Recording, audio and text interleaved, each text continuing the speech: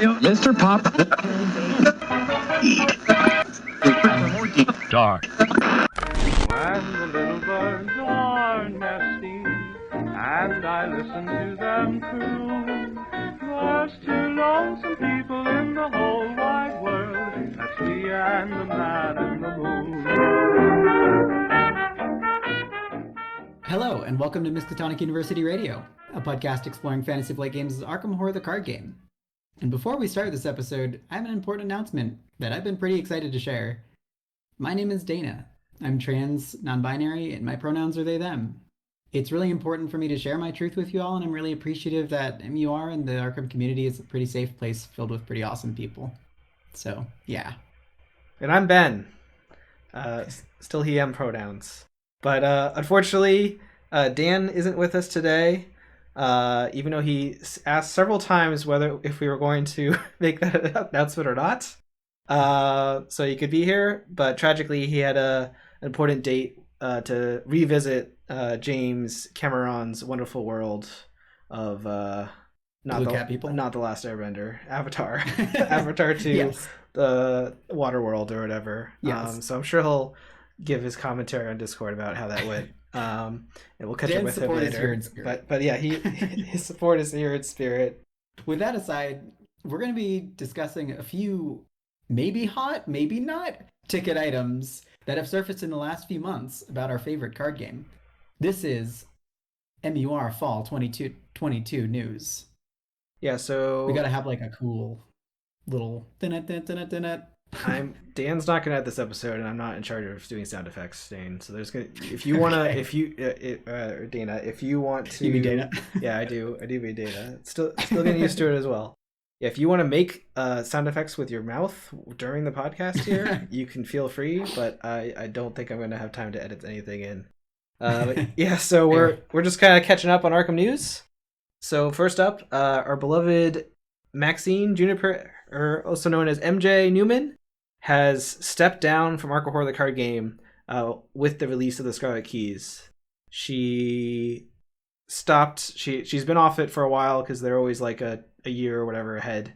So she's had to keep up the facade that nothing has changed. But now she is working on a different unknown top secret project at FFG, which she has disclosed no information about. But we're excited to see what she does next. But for Arkham, they have announced that Duke Harris, who was on the podcast a few episodes ago, is taking over as the lead developer or lead designer. I don't remember what his exact title is. And Nick Corey, formerly of the Mythos Busters, is now working at FFG, I think as of this past summer, on Arkham. So it'll be those two leading the way into Arkham's future.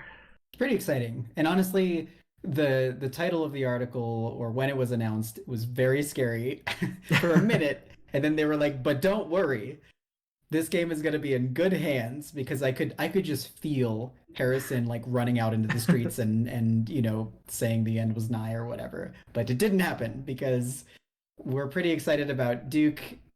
As Ben said, he's been on the cast and he's fantastic. Designed some of the best scenarios in Arkham to date. And Nick, designer of Excelsior. Yeah, he did Hotel. Right? I guess that was his official debut. Yeah. And the Mythos Busters have their own custom scenario that I believe he worked on too. The Consternation on the Constellation. That's close. Yes. It's a tongue twister with title. Yes. But both of them are good. I mean, Excelsior is held high as one of the best standalones, right? Yeah. By many, many people. Yes. So we're excited. I'm definitely excited to see what they do with it. At least Duke has been working on whatever the next campaign is for a while, I assume. And I'm sure Nick jumped in on that process, although I don't know. They never say what the timelines of stuff are. So I don't know how much of his influence will actually be in the next campaign, or if it's like a mix, because I think Scarlet Keys had like Jeremy worked on it, MJ worked on it, Duke worked on it, one other person worked on it, whose name is escaping me, but Yeah. But I mean, yeah, Maxine said that it was like her child though still. Like yeah, that's yeah. her like She was still lead of Scarlet Keys. yeah.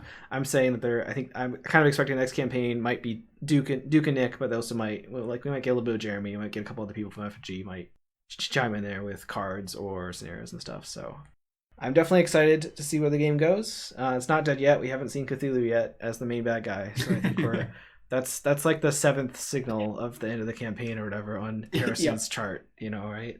Yes. So, or his bingo card. Yeah. He's got like cork boards in a room everywhere, and he's like running around like Charlie from It's Always Sunny, preaching the end is nigh. Yeah. So, yeah. Hot off the heels of MJ's announcement, she did an Ask Me Anything on Reddit, and there was a couple tidbits that I think you wanted to talk about, Dana. Yeah, so there were a lot of really interesting things, and highly recommend going to Reddit and checking that out first of all. But we pulled out just a few things to talk about. I mean, MJ leaving the game means means a bunch of different things, right? Like the way that the game has evolved is purely MJ's vision from this point, or from, I guess, at this point anyway. So like one of the questions that we pulled aside was about color pie and class identities. That's something that's always fascinated us, and it's changed drastically throughout the development of Arkham, in terms of what each class can do. And one thing that was laid bare, MJ responded to her philosophies on color pie and class identities. She basically said that each class should be able to do anything so long as it makes sense thematically, and I feel like we're very much at a point where that makes sense, right? Like every single class has some way to pick up some clues, fight some things. Even if you're a seeker, you can fight some stuff. Even if you're a guardian, you can pick up some clues.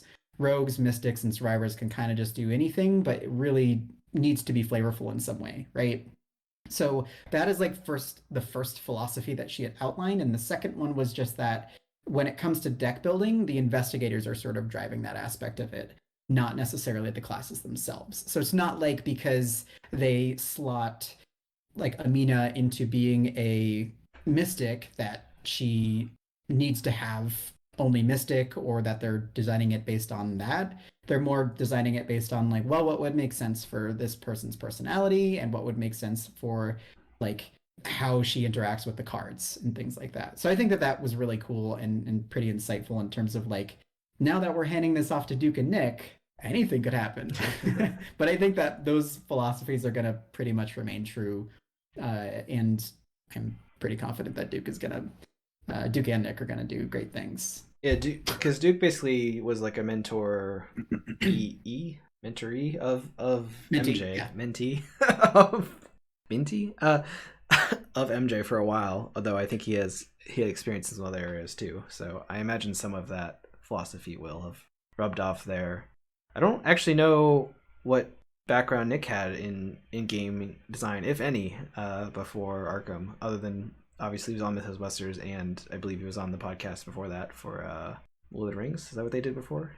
Yeah, so yeah, just experience with the DM. scenario.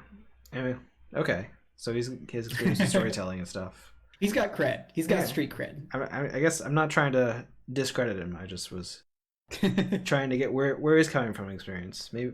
So, but yeah, sure. So, I mean, Maxine confirmed, which is something that's far more relevant in your circle, Ben, of folks who care about the game, that the rules that give the most trouble in the game, which I thought would be funny to point out, are the ones, and I quote, are the ones in which a word or phrase is given specific name meaning beyond its common use in language, such as then or must. And I think also along the same line, as if, given the tome of Luke rulings, right? Like all of these things are things that you can sort of like feel slimy sometimes to use, right? Like especially like must. If it doesn't say must, you don't have to do one or the other or something like that. Yeah, I know. I think she's like mostly happy with the rule set, and she was saying there, I was like, yeah, one or two things, maybe must, or maybe I think she mentioned pray only, if I remember her response. That's right. Yeah, pray was another one she talked about too. But for the most part, it works. It's always better to try to get those nitty gritty things out of a game so that people can jump in more easily and whatnot. So I imagine if Arkham was ever revised for like a second edition card game, that's the type of stuff that would get cleaned up. Yeah, I know that Maxine also had voiced that like one of the sets from the Midnight Masks is also something that she sort of regretted not having being its own set, which is the Hunting Oh yeah. Shadow plus drop a bunch of clues treacheries. I can't remember the name Basically of them, but yeah. the specific to Midnight Masks treacheries get Yeah. reused a lot in every campaign. Like I think Yep. some subset of them get used, and some of the locations even too. So it makes it a little weird when it's like, oh, you need these cards, but only you need this set, but only these cards from that set or whatever. But you know, those are Yeah, things you learn over the course of the game, and I think they clean that up a lot. And you know, it's all right. So yeah. It's all gravy now. And so, I mean, last and the most important point that I wanted to point out was that a bunch of people asked MJ what her favorite card game is, aside from things that she's worked on, and she had confirmed that it is Netrunner. So everybody can rejoice that she has fantastic, well, taste but in, to be other fair, competitive games. she's worked on a lot of games at FFG, so that restriction on the question might have made it so the only option was Netrunner. So I don't know if we could actually read anything into that, because I hadn't realized it, but Damn it, Ben. I knew she had worked on Lord of the Rings, but I think she's also designed a couple like Marvel. Oh yeah, Marvel stuff. Character packs. You're right. Yeah. I think she said. I think I saw she worked on Black Widow and like Spider. Yep. I assume it's pronounced. I'm not familiar with what's currently in the Marvel game. SP//DER. I'm not familiar with that character at all. I meant to look it up before we started recording, so I wouldn't sound completely ignorant there. I assume it's some type of Spider-Man, Spider-Verse type of character, and it's like a weird spider spelling. But anyway, yeah. So the point still stands. I think it was not run by default. So hooray! So yeah, we encourage you guys to check out that Reddit. Ask Me Anything. I think you can just find it on the Arkham Horror LCG Reddit. We might have linked it on our Discord at some point too. I think I did when questions were actually going up. She talks a bit about the game. She also talks a bit about like publicly transitioning and some other more personal stuff. So it's interesting insights there. So the next thing I was going to talk about is there was an actual article about Arkham Horror the card game in like an actual newspaper-esque website, which I was a little surprised about. That was talking about, it's on wbur.com, which is like .org, which is it's like a Boston website, I believe. But they talked to MJ and Katrina Ostrander, who's like creative story director at, I thought they were at FFG, but the article says they're at Asmodee, so I could be mistaken there. They might like have to say that. I thought they were like the story director for like Arkham stuff, but maybe I'm misremembering, or that was like 3 years ago and they've changed positions. So, but anyway, terrifying entities. Yeah. But yeah, just as article was they were kind of talking about how they have adapted the H.P. Lovecraft mythos to kind of be more modern in that, you know, they get rid of a lot of the horrible racism and horrible no chance to survive the darkness type stuff. Xenophobia, all that sort of stuff. Yes, that was the word I was trying to pull out. But yeah, you know, they kind of talk about how like the history of Arkham does have some issues that they're trying to work through and trying to improve on. Like some of the characters in the IP even are like kind of stereotypes, so they're trying to move past that. Like there's a couple like black magic people stereotypes that they're trying to get rid of, like Jim and Akachi, yeah. So and yeah, like, you know, totally. One of the only Asian characters is like a martial artist. So, but they're trying to move past it. Like we have Amina now, and MJ just talks about how it's like, oh, we have a Muslim woman from Algeria. It's not an experience I have lived, but she talked to people to try to get an idea of how to inspire the character and how to treat them well. And they also talk about like Unfathomable brought in a lot of new perspectives there to the mythos. That's right. Yeah, that was a pretty diverse cast of folks too, and from backgrounds we haven't seen quite yet.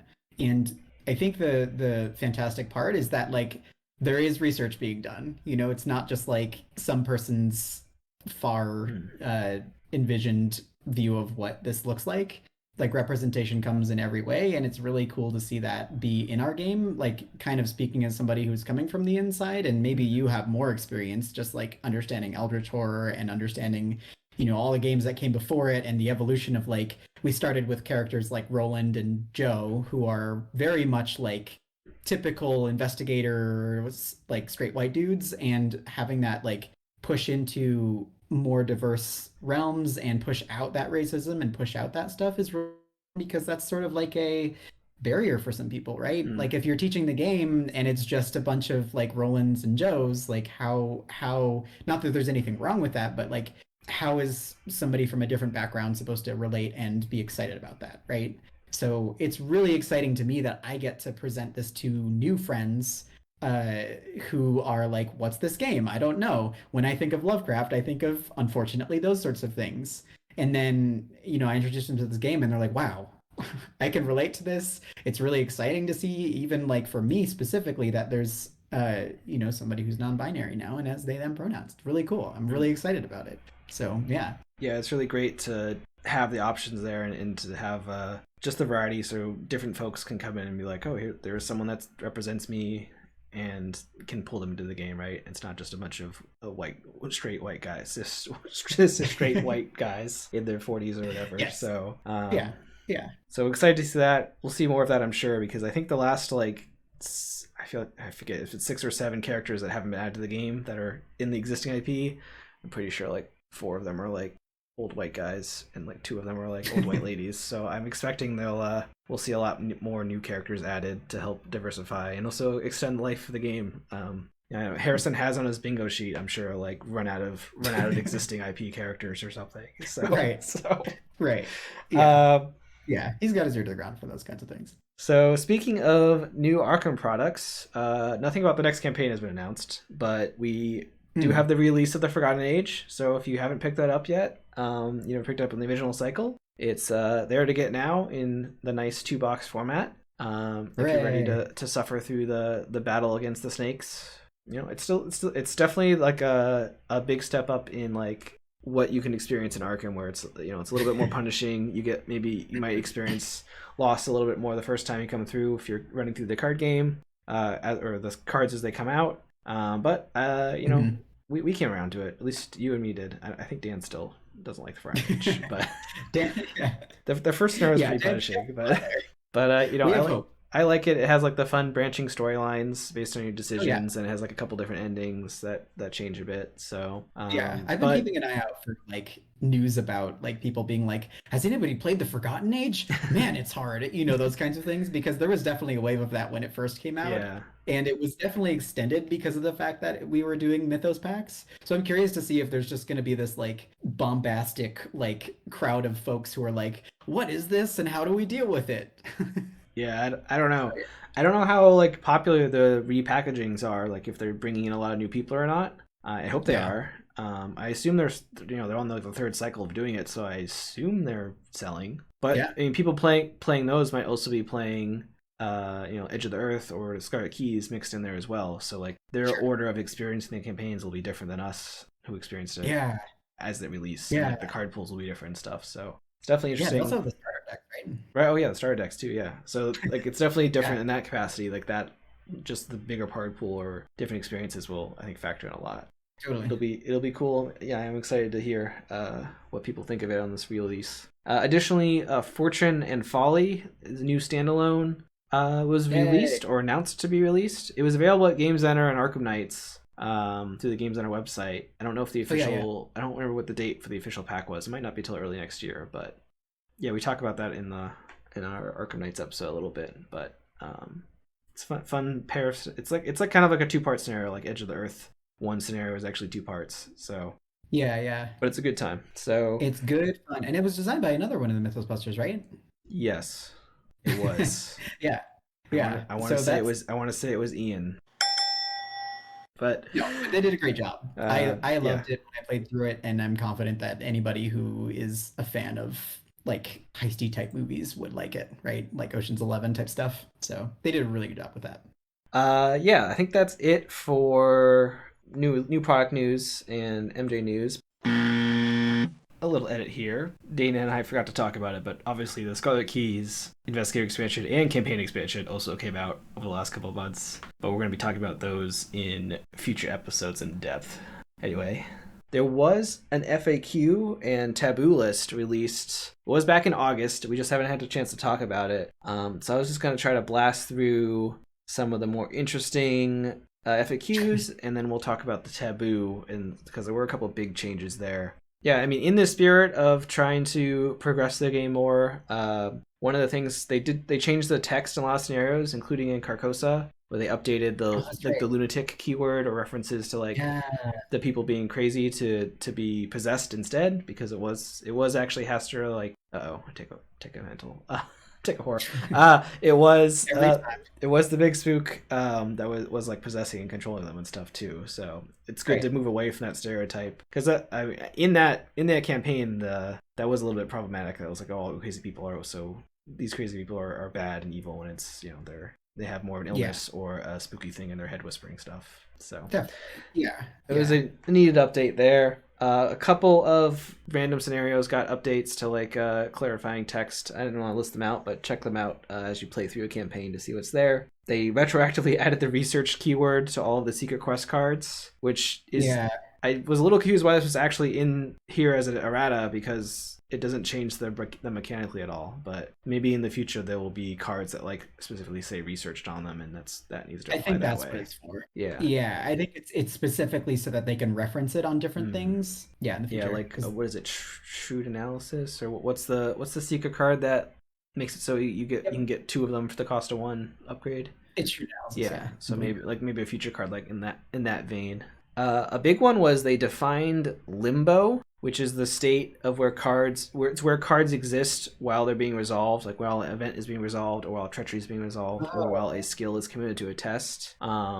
It's basically like an out of play area where the cards chill out for the duration of their resolution, and it had to be codified because there was always a constant question of okay, is this event that I'm currently resolving in play, or is this skill in play, or whatnot? Cool. So this kind of finally cemented it there. And it's basically like a not in play area. It's not in your hand. It's not in play. Effects can affect the game state, even though it's not in play. And then once it's fully resolved, it goes into the discard pile or wherever. Notably, there was a note a little bit later in the FAQ that Diana's ability can still interact with them even though they're not in play. So that's because Diana's a boss. Yeah, well, because otherwise her ability basically wouldn't work, because it replaces the discard effect. So it seemed like a pretty clean definition. I think that's it's something that I would say a good amount of people. It's probably how they played it, but I'm sure there were folks that tried to play it a different way and it led to some confusion. So I wonder if there's going to be investigators based off of Limbo. I would say no. I would say that's that's probably not going to happen. That's pretty obtuse. A lot of the rule clarifications in the FAQ are weird, obtuse interactions that they have to clarify, but I don't think they usually don't show up on cards later. So fair. I eat my words when Hank Sampson is based on the state of Limbo, because he doesn't understand the rule mechanics. So all of his cards are always in Limbo or something. The next thing was the shifting slots. This one was really weird when it came out, because this FAQ came out before the Scarlet Keys. And the deal with this is when you play a card, if it can go in 2 different slots because you have something that lets you treat your arcane slots as accessory slots or something. There's a card like that. You have to pick what slot it's in, and I think it's basically so you can't dynamically shift your slots around, because there's a lot of cards in Scarlet Keys that are oh, if your arcane slots are filled, you get some bonus, or if your arcane slots are filled, you get some penalty or whatever. So it prevents you from shifting them around. But it is a little bit more bookkeeping, to just oh, I played this card, did I put it in my arcane slot or whatever? And anytime you play a new card, you can also move everything around. So it's a little weird, I think, to add this, but I guess it was. I'm sure someone in playtesting was doing some nonsense where they were min-maxing every slot positions. They're oh no, I was actually wearing that on my head. I wasn't holding it in my hand. Took it off. So either that or MJ's fixation with Resident Evil was particularly there at the time, and she wanted a way to move your inventory around like you can in Resident Evil in a way in Arkham. Maybe I don't know. I don't even know if MJ was probably consulted on this FAQ, but when this came out, she wouldn't have been working on Arkham anymore. But obviously she's in the same building or / Slack chat or whatever, however they do that. So this might have been more the newer rules team trying to clean some stuff up there too. So I don't know. There was something about attachments which I didn't care about mentioning. Something about how they move between each other. But a big one was searching during setup. I guess has been clarified that you can't trigger reaction abilities like Mandy's reaction ability or research cards when you search during setup, which has some implications for, because there were a couple there was a couple scenarios where like her search would be triggered, or you would have to like search your deck for something, so she can't trigger it there. It also disables like some niche combos like stick to the plan, which searches your deck. So if you're playing like Roland or something, you can't trigger a research card. Yeah, no, that was the cool thing to do. Yeah. All the cool kids knew how to do that. So, it seems like mostly a Mandy targeted nerf, which we'll talk a little bit more about Mandy being nerfed later. Yeah, it's just an interesting one. And this one was actually sort of expanded on through the FFG rules question and responses, which was like a prelude to actually getting the FFG document, where they clarified that other abilities can't resolve during the setup as well, because the game hasn't begun yet, like Daryl's Kodiak and Tony's bounty contracts. Those can't trigger during setup. Okay, that's good to know. I play Tony a lot. Which I think there might have also been some other repercussions from that particular ruling because of the wording. I've forgotten what they were. But like there's some other things that like are supposed to trigger during setup, like on encounter cards or stuff that maybe that's not supposed to work. But I think in my mind, I'll just apply it to player cards and probably won't break anything. Fair. Yeah, so that was first section of FAQ. The next one was kind of just there was just some term clarifications. I don't know. This is a bunch of stuff that I guess they had to put it down. Like look, search, and find. Those are all different things. So like when Gloria looks at something, it's not the same as when Mandy searches something, and different cards reference those different things. Drawing a card is different than adding a card to your hand. They're not the same thing. Yeah. Encounter card and scenario cards, those are the same thing. They always have been. So whenever something references a scenario or encounter card, it's just talking about any non-player card. I can see you're surprised by this. I think I've had to mention it like every single campaign I play. I'm like, yeah, these are actually all the same thing. They have two terms for the same set of things. But weird, because there's that one seeker event, or no, not seeker event, seeker skill card that's like you can only commit this to something on a scenario card, and it's like, well, what is a scenario card? And it's everything that's not a player card. Sure, makes sense. But I think in the original rulebook, like there was some confusion where it like mentioned scenario cards were like some subset of non-player cards, and it mentioned encounter cards were like stuff that came on the encounter deck. But then somewhere else it says these are the same thing. So, and I think this is just more clarifying it, or maybe MJ said it like early on, but. Sure. There's a fun sort of math thing here, which is the farthest from all investigators is the highest combined distance location. So like if you have 3 investigators in the game and they're all 2 away from a location, that's a total of 6 distance. But if you have 3 investigators, but there is another location that say there 2 investigators are 1 away from and 1 investigator is 3 away from, that's a 5. So you would pick the 2 away from all of them. I feel like I've blown your mind with this math. I mean, this is important, right? It is. There are so many things where it's like, put this into play, furthest location from all investors, like Tony's quarry, for example, right? Like, and that is actually relevant, because up until this point, it was just like you can choose if everybody's got a location 2 away from them, you can choose, right? Yeah, it was a little bit of guesswork. I think this narrows it down a little bit. I think it's still definitely possible to have like a couple valid locations, but this is just makes you do a little bit more math on that. So they clarified the word what different cards means. When something says a different card, it means a card with a different title. So like if you have an effect, like if you have, I forget the interaction, because Harrison was very upset when I explained this to him.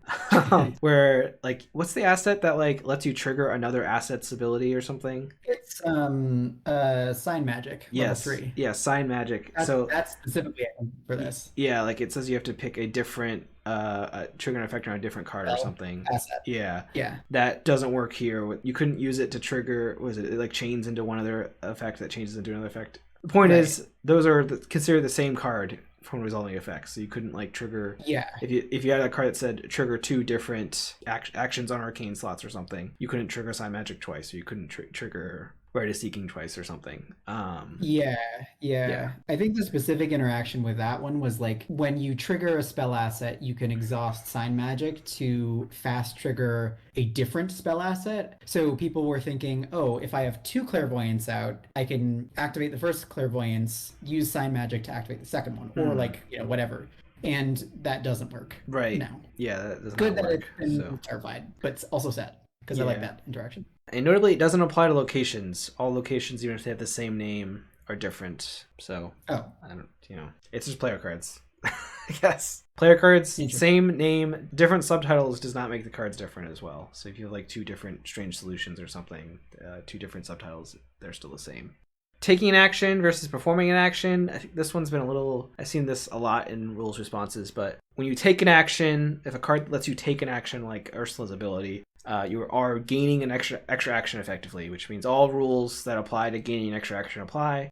So you might trigger an AOO. You can trigger effects that trigger off of getting extra actions or whatever. You have to pay the costs, etc. It counts as an action for like payday or whatever. But if you are told to just perform an action or resolve an action, that you have not gained an action or spent an action, but you are just resolving the effects of the action. I forgot to write down an example for that, but if something like says you may perform a fight action, then you could say, oh, I'm going to use my machete, but I don't have to spend the action cost and I'll attack. Or like, oh, you may move or something. You may perform a move action or something. That means you're not actually doing a move, but so you can move without provoking AOO or something. Oh. So that just kind of clarified those terms. Okay. And then let's see, for each and for every. So this clarified that when something triggers with these terms and they can be resolved simultaneously, you treat it as a single instance of that thing happening. So for example, if you have Rotten Remains and it says take a horror for every point you fail by, and you fail by 3, that means you take 1 instance of 3 horror, not 3 instances of 1 horror. Oh, cool. So I like that. Yeah. Clarification. So that means you don't have to think about like, oh, do I have to discard these, or if something makes you like discard 3 cards, you would discard them all at once type of thing. So yeah, and that's also like for Sister Mary and Diana, right? The reason why they can use deny existence for their thing, because like if you have 10 blesses in the bag, then that becomes either 10 curses or 10 horror, and then it's not like 10 instances of 1 horror. It's 1 instance of 10. It makes it clear that you can apply cancels or reactions off of that 1 instance, and at the same time it's not something you can react to like 3 times or something. So wow. And then the last thing in the term clarifications here is the silver rule. So this is if 2 cards contradicted in a way that's impossible to reconcile with one another, the encounter card will take precedence over the player card. If you're dealing with 2 player cards or 2 encounter cards contradicting, then the lead investigator can decide. So this is sort of a clarification on top of like the gold rule or the grim rule, where instead of just picking the worst outcome when something is in conflict or you can't figure it out, you can give some precedence or you have a little bit of choice there. So I don't think I've encountered this one yet. I think you said that you guys had that in one of your playthroughs. Yes. So big issue with playing Paradoxical Covenant, which says if you draw a bless and a curse at the end of the test, if you fail, you can automatically succeed, or you just automatically succeed, I think, but it specifically says it's at the end of the test, which means that if you draw an auto fail, you can't rescue that test because the auto fail overrides the auto success that would come from Paradoxical Covenant. Paradoxical Covenant is now one of the worst cards I've ever in my deck, and I will throw it into card jail without anybody having to say anything more because of this rule. Because of the reason that like if you pull an autofail at any time and like unless you can cancel that, it just overrides any sort of auto success stuff. I mean that's generally the case for the autofail, and there's I have to refresh myself on the automatic success or failure rules, but there is a way to dodge the autofail. I think if you succeed before you actually draw tokens, then you don't have to worry about it, but that doesn't really apply here. Right. Yeah. I mean, Paradoxical Covenant, I don't think a card we've been convinced is good. I don't know. That might be one for a binder trial. But we're gonna, I will talk about it again at some point because that was probably one of the most underwhelming things I've experienced in this game. But anyway. Yeah. So not in the official FAQ, but there were a couple of FAQ rulings that are of interest. From the FFG rules questions form. FFG has, I think, a dedicated person to answering rules questions now, as opposed to I think previously it was basically MJ had to do it in her free time. So they've been a lot more responsive to getting feedback to some questions, but it's usually like fast feedback. So sometimes it's not, they might overturn a ruling later or something because they might be like, oh well, we talked it over and it's like, oh, this is actually better. So it's not official stuff, but the couple ones of interest that I looked at was Burden of Leadership, which is Charlie's weakness, which I don't think have we talked about Charlie at all in the cast yet? It's not really. We spotlight. Colin played him at Arkham Knights, and you guys did the spotlight. So yeah, we have talked about him a couple of times. But yeah, his weakness, there was some back and forth on it, But basically, they said at the end, like, they're planning to errata it to add the word must, so that if you can't just choose to exhaust an already exhausted ally, which you could before because there was no must. You could pick an option that doesn't change the game state, but now adding must means you have to change the game state, which makes his weakness actually do something, because before it did nothing, basically. so I mean, I think that's fine. I'm sure whenever we do an Arkham Investigators of the Scarlet Keys, I think we'll talk a lot about Charlie, but he's pretty good. He's pretty solid. So this will maybe curb him a little bit. Yeah. And that clarification always feels like you're like getting away with something very wrong. Like I always feel like very slimy. There's a card in the War of the Outer Gods, Hellfire or something, which says you either take 2 damage or drop 2 clues, but there's no must clause, so you can just always choose the clues even if you're a fighter. And it's like that just feels so like just like Magic rules, kind of like cheating the system. That basically is what it is. And I think that was why MJ I think mentioned that like she doesn't like how must works, because it should just be on all cards basically that have a choice. Like it should be like you have to pick something that changes the game state if you can. I mean, I guess it's probably initially it was like a way. It's like, oh, we can make this card a little bit less scary if that's an option. But I think at this point in the game, it's like, they should probably all just have must on them. There's enough card pool to deal with this stuff now. Yeah. And then let's see, the last FAQ. I mentioned one earlier about the Daryl's Kodiak and bounty contracts thing, but the last one was kind of an interesting ruling about what's considered a cost. And I think we talked about this in the Arkham Knights episode because Dan was abusing this a lot. But basically, if something is in the text box, here's the answer. Here's the actual wording here. So the question was about Knowledge is Power and Old Book of Lore, and whether you had to spend the secret if you use Knowledge is Power to trigger Old Book of Lore. And the answer was Knowledge is Power allows you to ignore the ability costs in the chosen asset, which includes costs printed in the text box, which means you can immediately play the card you fetched with Old Book of Lore without spending the secret. So this has a lot of repercussions for things that let you dodge costs, but that you can spend charges or secrets or ammo or whatever to boost the effect, because it means you don't have to spend that stuff, and you can get a lot of free juice out of that. Like Research Notes is a recent card that came out that has no cap on how many. I forget what the. What is it? Research. It's I forget what the resource token, whatever the resource token is that's on it. Evidence. Yeah. You can spend any number of evidence to get a number of clues. So if you've stacked up a bunch of those and then you play Knowledge is Power, you can get a bunch of clues all at once with no cost, basically. Which is at a book one test at any location, no matter the shroud. There's some other card combos that it works with too. That was the most recent one I've been exposed to. I guess I'm unclear from this ruling whether like you have to at least have the evidence to spend, or if it's just like, oh, I don't need to actually spend any of it, so like I have no evidence but I'm gonna pick up 10 clues anyway. Not clear on that. Like theoretically you would have had to have it to spend in order to apply the effect, but you don't actually have to spend it. I don't know. This was a ruling that might get overturned, because I mean, again, these are just from the rules response form, so some of them are just kind of snap responses, or like glancing at the rules, they give an answer back, and I'm sure they're learning the rules more and more. Most of those answers that come back though have been pretty concrete, and I expect a lot of those to make it into whatever the next FAQ official doc is. So just some interesting interactions there, but that's all I have for the very exciting everyone's favorite part of every year's podcast segment, FFQ.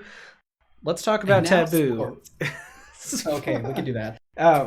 Sports. Well, Peter scored a touchdown in his last game. So Peter was running so yeah, Taboo. So the Taboo list got a big update, which we're always excited about, because we typically play with Taboo. A reminder with what Taboo is like an optional rule set, effectively, where some cards will cost change their experience cost, some will have their effects changed, and there's a couple cards. By a couple, I mean exactly one card that is banned from the game if you play with Taboo. So RIP. Yeah, these are a good way to strongly encourage people to try different builds, and like it kind of curbs the power down on cards, or boosts the power on some cards in a kind of a formalized way, so you can kind of agree on it. Basically, the only way to make Dan stop playing all the overpowered secret cards. So we usually use it. So I guess let's look at the changes. So Machete has been freed after being on the list since the first taboo, which was that 3 or 4 years ago? That was a long time ago, yeah. I mean, It's finally back, baby. I mean, at the time, it was like basically it was without challenge and being the best guardian weapon. Oh yeah, it was ubiquitous. It was just two copies of Machete in every single deck. And I think that there's still some cards that are that way, but Machete's actually has a downside. it has a downside. I think some of the newer campaigns, it's a little bit harder to deal with its downside. But there's also a lot of other options that are like roughly as good with their own downsides you can balance out. So it's not as doesn't have as much of a chokehold, I don't think, as it would have 4 or 5 years ago. Mr. Rook was on the taboo list for the last iteration. He cost 3 extra experience. What was it, 4? It might have been 4, actually, yeah. That was 4. Yeah. But now he costs 0, but he's now on the mutated list, which I'll cover the rest of those later. But his ability is now in action instead of being free, which means he's going to be in the binder. Unless there's...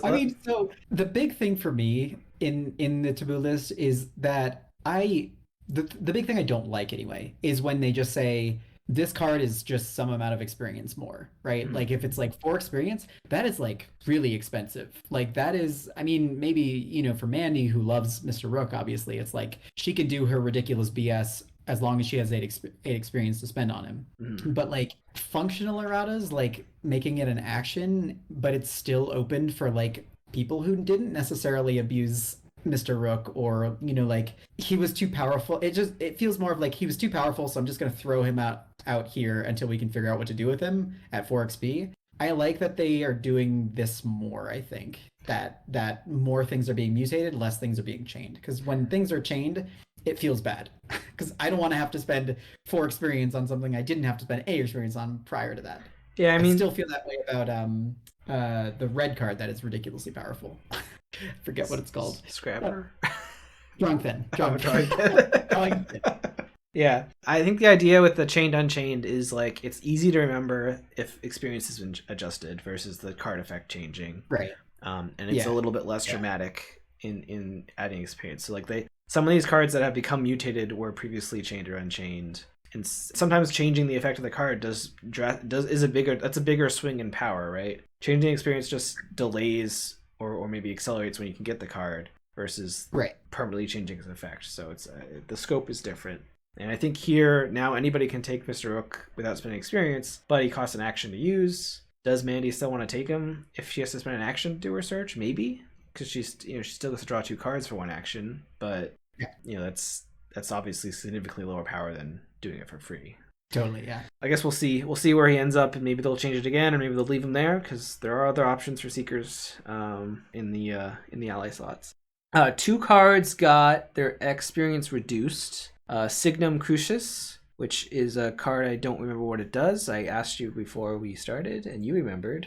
I put a link here so I could remember what it does. After you commit it to a test, if you commit it to a test that's higher than your base skill level, you can add blessed tokens to the bag.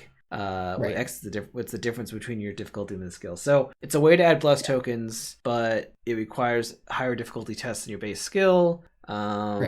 Requires you to be doing blessed tech, and it cost 2 experience before, and it was only 1 wild symbol, so not super good. There's especially when there's other ways to add blessed tokens that were cheaper and easier in Survivor. So making it 0 maybe makes it so you consider it for a blessed run if you're playing someone like Calvin, doing like a blessed Calvin or something, or a blessed Preston. Or Charlie. Anyone that has low base skills that has access to Survivor. Oh, this is the thing. No, Charlie can take it though, right? It's 0 to 2. Oh, Charlie can take it because he's 0 to 2, but Carson can't. Carson or anybody who has like 0 to 1 things. Yeah, it's still technically a level 2 card, right? Yeah, they've never actually changed the level of a card, I don't think, other than maybe like making signature things be not level 0 and having no level. But I think that was just a rule clarification. Yeah, that is a little weird there when they downgrade the power or downgrade the experience. But so maybe it'll see more play in Blessed decks. I definitely never used it before, so maybe I'll think about it next time I do Blessed. Although I'm pretty blessed out. I've done a lot of Blessed decks the last couple of campaigns, so I don't know. Maybe in a couple of years when I get back to Bless. The other card was Rite of Equilibrium, which lets you add curse tokens or to the bag based on how many bless tokens there are, or remove curse and bless tokens from the bag to heal yourself. This was 5 experience. Oh my god. So okay, so the second effect is more powerful than just yourself.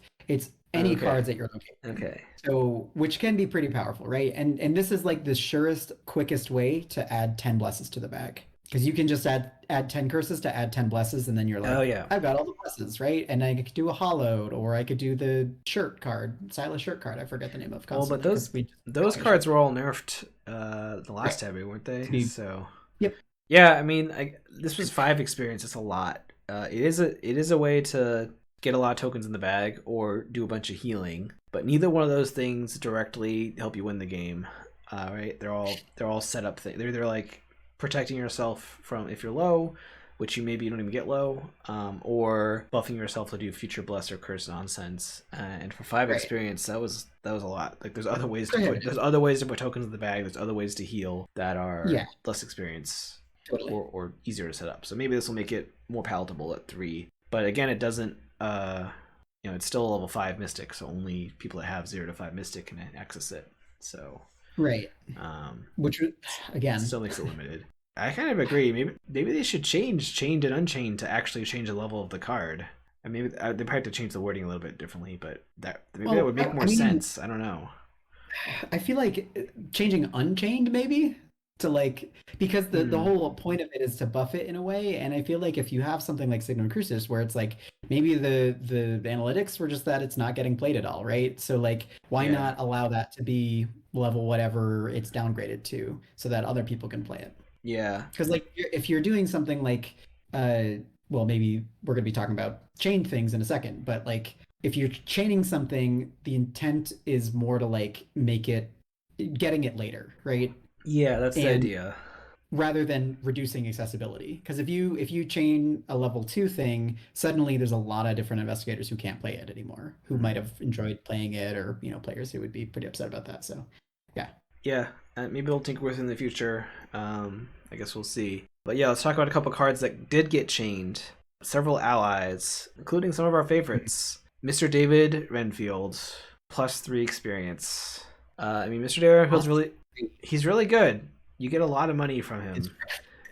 There's also a lot of the cards in the Scarlet Keys add extra ways to do Doom nonsense, manipulating it or making it less scary, or spiking up and down more. So I'm sure there were ways to make it so he just gave you money. There's the other ally that like lets you ignore 1 Doom on a card that like attaches to her. Yeah. Like that's just 1 combo. You could attach him to her and just put 1 Doom on him, and then just gain extra money every turn, right? Once that's set up. So I imagine during playtesting with the Scarlet Keys cards, they saw some nonsense with him and felt he needed the buff. And I'm sad about it, obviously, because he was one of the good Mystic allies for level 0, but it makes sense. One of the OGs. Yeah. I think like this is the sort of line where it feels bad. Maybe it's not as bad as 4XP. If it was 4XP, it's like they clearly don't want me to have this. 3XP is like, okay, maybe like Amina or Marie still might take him because he's, got fast Doom on him, right? But I haven't played him since. I haven't even considered him since. Yeah. So basically like Arcane Initiate all the way now for Mystic decks anyways. I might pick him up late game.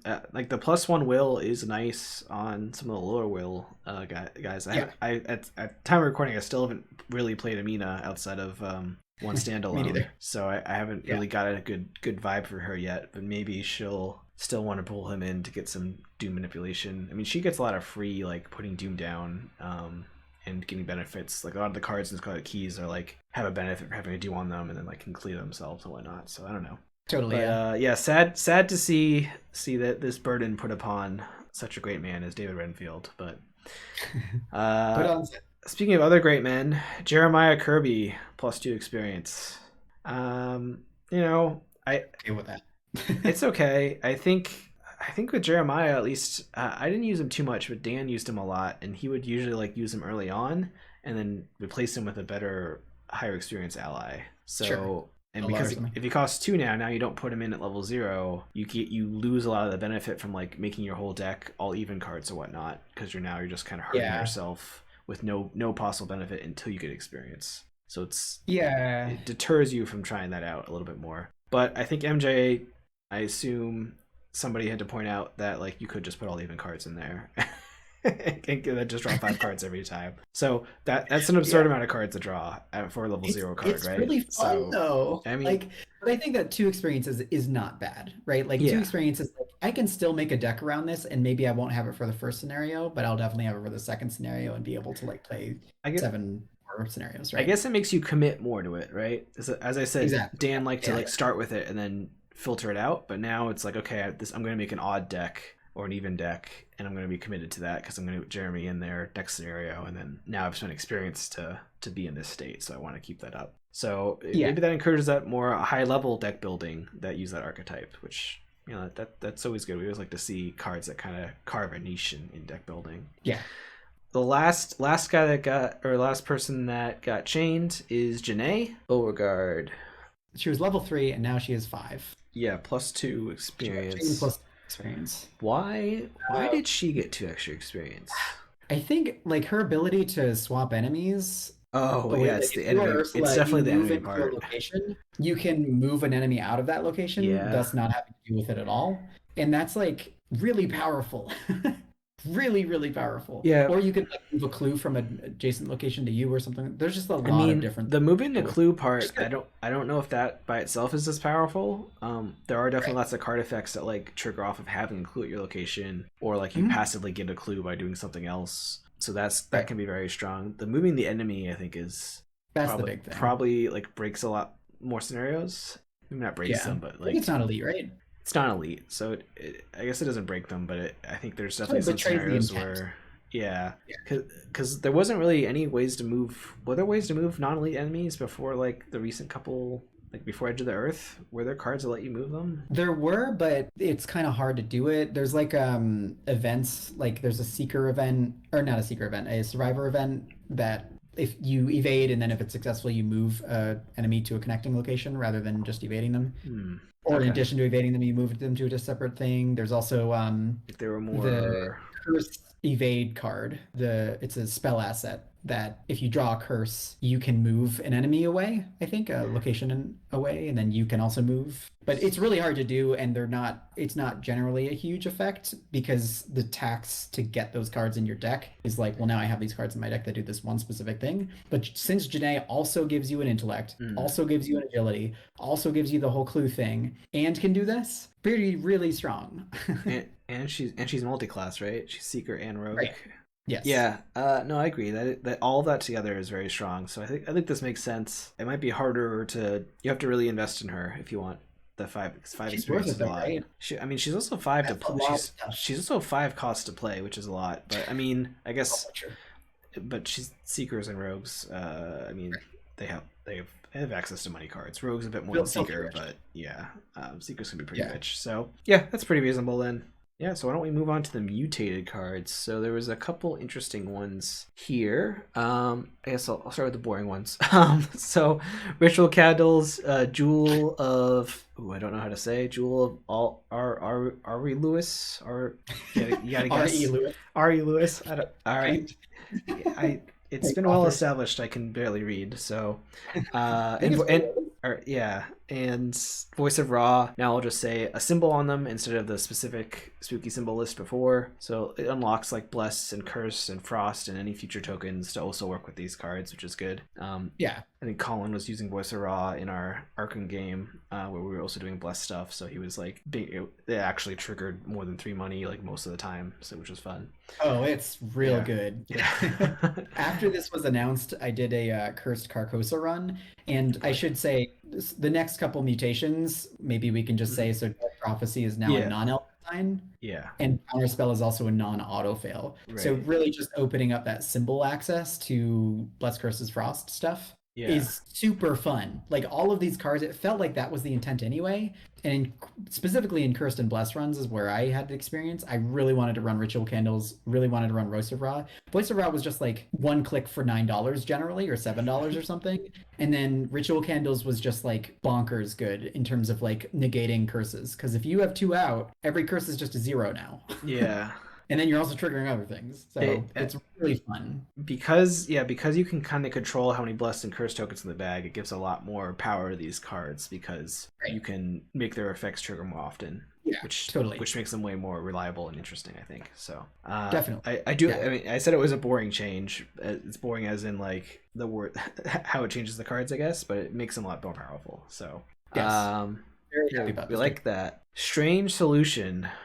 Acidic Urker, our beloved Melteroni that I don't think we've used in years, has been nerfed. It now only does +1 damage instead of +2, which completely appropriate for a secret card that doesn't take a slot and is super cheap. But yeah, that was long overdue.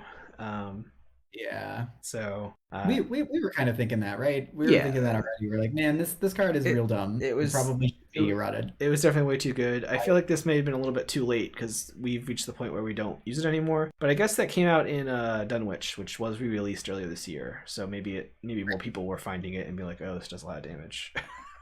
Yeah, probably. At a six fight, pretty good. So no complaints there. It's totally reasonable. Flute of the Outer Gods is now limit 1 per deck instead of exceptional. What does this card do? Hooray. I don't remember. You seal curses on it, and you can release them to move an enemy to a kinetic location or deal its damage to another enemy at this location. Interesting. So a little too, and then they walk away. So you can still only have one at a time, but it's effectively half the experience cost. And before it was 8 experience costs, so now it's 4. Yeah, I would never buy this for 8. Interesting that they made this card that lets you move enemies easier to access. Versus they made Janae a little bit more, but obviously she has more going on than this. And this requires some setup, right? Also, the cost to play this is the amount of curses you want to put on it. So if you want to put like 5 curses on it, it costs 5. Right. So... If you want to put 8 curses on it, it costs 8. Yeah, that's brutal. And that's brutal at like 8 experience and $8 to put this down. Terrible. I would never do that. 4 experience, maybe just to try it out. I don't know. Yeah. Still probably not. Whenever I look at the art in Flute of the Outer Gods, I think it's like a nose sticking out of like a Trent or something. Like I always think like, oh, look at that thing's nose. Yeah. It looks like some like god threw it down into the tree. Yeah, I mean that's definitely what it was. That's definitely what it's going for. But I still get a much funnier picture when I look at it. Yeah, I don't know if that's enough to make me try it. I guess I haven't done too many curse decks, so maybe if I do like a mystic curse deck or something, maybe I could give it a spin. But curses are pretty fun. Yeah, no, I've some of the friends I played with tried them out, and they seem pretty fun. But yeah, as I said, I've been on a blessed kick lately that I got to get off of because it's also a little too good. So Prophecy Profana has been nerfed a little bit in that it only applies to the first AOO that you trigger instead of it just ignoring all AOOs when you play. Yes. So this is a card that you pick a location, and as long as you're not at that location, you could ignore AOOs. Yeah. And that was absurdly good. So this makes sense and it's totally reasonable. And you still get the this is like a Janae sort of card, right? This is like the end game, like this feels great to play, even at my experience. So it still gives you +1 int, +1 agility basically all the time. So it's just the AOO thing, which was a little much because you could just the teleport thing. There's like a teleport. Yeah, there's a teleport thing that costs like an action. That's a little bit harder to use. It's a little more scenario specific. So, but yeah, still solid, still a fun card. But yeah, reasonable nerf there. Black Market is now max once per round. I didn't understand what this change was, but Dana, you were saying that there was some elaborate windy deck that abuses the hell out of this card. Can you try to summarize that? What that was? Of the cast and person who hangs out in a lot of different Discords and is a big part of the Arkham DB community, Chirubami, maybe I'm pronouncing that wrong, but also Tofu, I know them as Tofu, made this wild deck that's called Daredevil Darling. Check it out on Arkham DB. All of their decks have fantastic write-ups. And this specific deck abuses Wendy's amulet in some way. Again, surprise. And finds ways to like infinitely reveal every player's deck with black markets that are looped in succession. Quote from the actual site, but that's the what it can do, I guess. And there's hurdles to jump over and things like that. But once you get there, it's like without this clause, you just be able to look at everybody's deck and everybody would play everything all the time. Probably good that this changed, but I know that they were very upset about that. So this seems like a targeted specifically to stop complete nonsense decks, but otherwise, like if you're playing it normally, it probably doesn't matter to you, right? So Right. that's reasonable. I mean, that's what a lot of the cards that we see on here sometimes are. Oh, somebody made an absurd broken deck. Let's nerf it. So, Yep. Eon chart now only works on basic actions. Yeah, that's right. I guess that just makes it a little bit lower power. Definitely, yeah. It's either you can evade, you can move, or take a move action, take a evade action, or something else. So you can't But play cards that let you do an evade or investigate instead with that action, or exactly. trigger an asset or whatever, which is definitely because it's basically gave you free actions. So that's definitely a lowering of the power curve, but you can still do Right. you can still do move actions with it, and you can still do like basic investigates, Yeah. basic invades. So and you can trigger Yeah, stuff off yeah. of those investigates and invades still too. So Exactly. reasonable. Yeah, I think that's fine.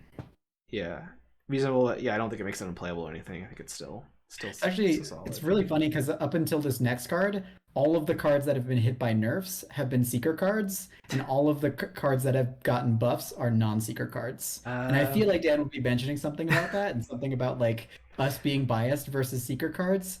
And yes, that is the case also. I mean, the secret cards are usually this is all justified, I think. for the most part, all seems reasonable so far. Next card is Cyclopean Hammer. Finally. So this was a very powerful card because you could, every time you succeeded by 3 or more, which you usually did because it gives you a giant bonus to your attack. At least will, right? you add your will to your fight, right? And it doesn't also have does it have a base plus fight? I don't remember. But yeah, it made it so you could do a big high damage attack, and especially on like standard or easy, you usually succeed. You'd get to do 2 extra damage and move the enemy up to 2 locations away from you, so you could knock something away from you and deal with it later if it didn't just straight up die. Now it exhausts, so you can only do that once per turn, which is still strong, and I think you can still attack with it and deal 2 damage with it. Yep.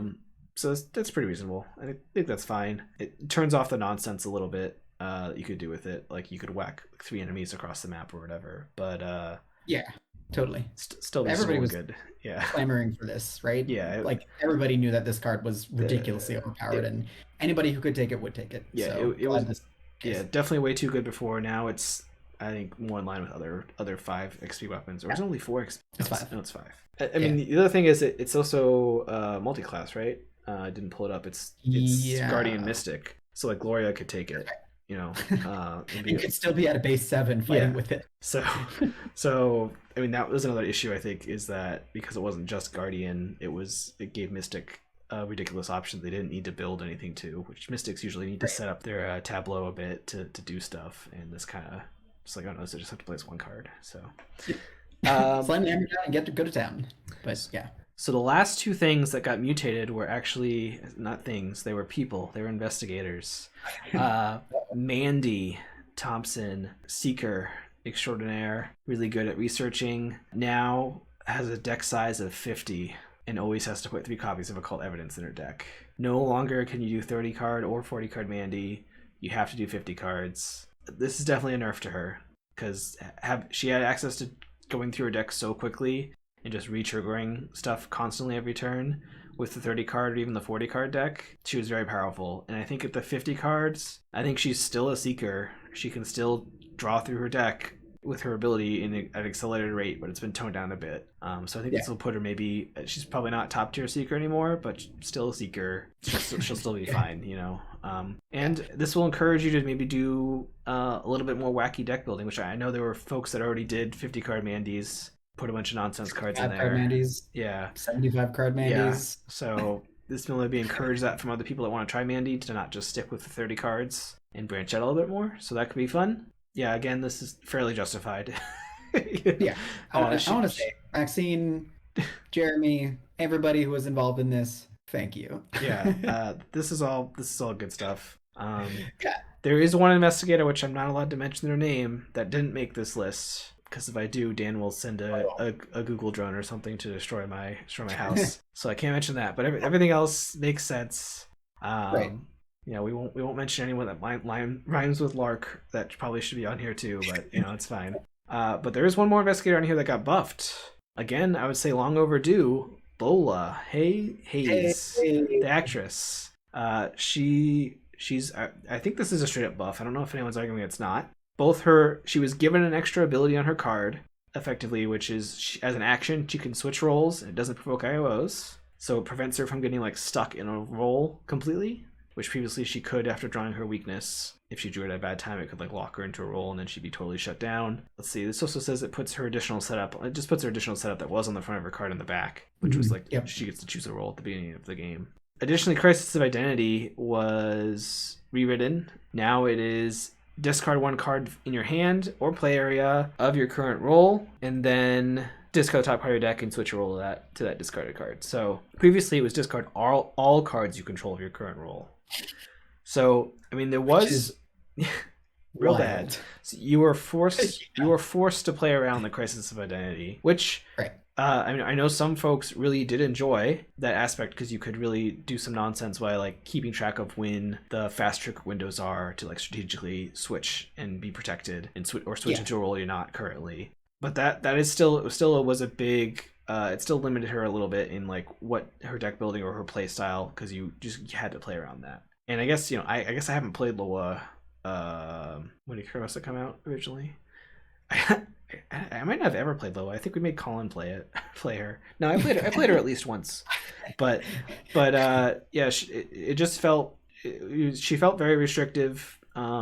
You could do some nonsense, but you had to do some specific nonsense, and now you can still play around it because you do still have to discard something, but it's not as much. Like you could just have a card in your hand that matches your current role and be protected against it, and not have your tableau destroyed or anything, or just have an asset that's run out of charges or whatever. So this is much less punishing. I guess if you are strategically playing, so you're never in the role that could hurt you if you draw a crisis. Now it does force you to. Oh no, I guess it doesn't. I thought it always made you discard one card, but I guess it doesn't. Yeah, that's the big thing. So you mentioned if anybody's been upset about it, and I definitely have heard that some are saying that this is worse if you do know how to play Lola because of that reason, because people are just like kind of used to switching and being in safety mode.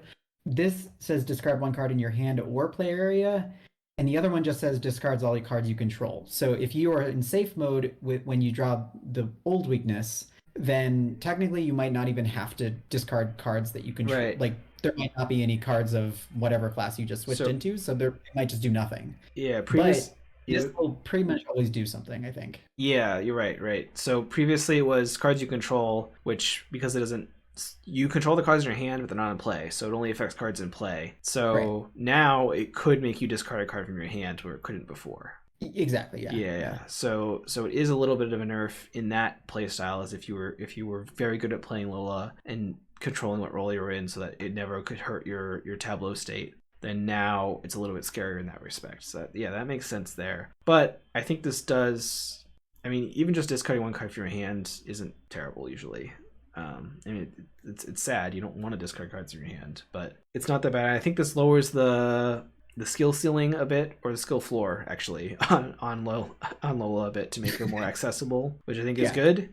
And totally. I now have her on my list of like in one of my next campaigns I want to play her. I'm trying to knock out all the Scarlet Keys investigators first, but I think I'll once I finally get Amina in, I've gotten the rest stud. I'll probably try to do Lola. Yeah, I guess the Crisis of Identity was too scary for me. Some people were more courageous and played Lola, but it was not me. Now that she's a little bit less scary, I'll probably give her a try. So yeah, same. I'm excited. Anything that makes investigators a little bit more accessible is cool. So I'm definitely going to be trying Lola, or somebody in my play group is also going to be trying Lola, and I will report back with how that works. I think we're overdue for maybe a tier list update at some point, and I'm wondering if this will shake that up. Definitely won't for Mandy, but you know. Yeah, I'm sure we'll update the tier list at some point. Yeah, it's a big commitment though. It might not be till next year. We'll see. We'll see what we get a chance to talk about. But that was all I had for Taboo and FAQ and Arkham News. So why don't you take us out, Dana? And that's the news. So what is everybody's thoughts on Maxine leaving in the new era of Duke and Nick? I'm pretty excited. What are y'all most excited about in this Taboo update? Let us know. Leave us a comment or email us at comments@mur.fm.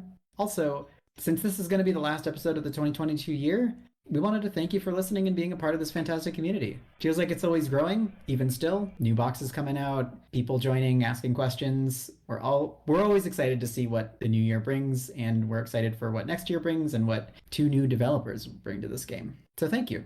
And as always, stay current on what we're doing. Follow us on social networks, including Instagram and Twitch. Discord server to hang out with us. You can find the links to all these at social.mur.fm. And if you really enjoy what we do, we always appreciate a nice review on your favorite podcast source. Thanks everyone for listening, and we'll catch you next year. Thanks everybody, and I'm sure thanks from Dan and Harrison as well. Catch you next year. Bye bye.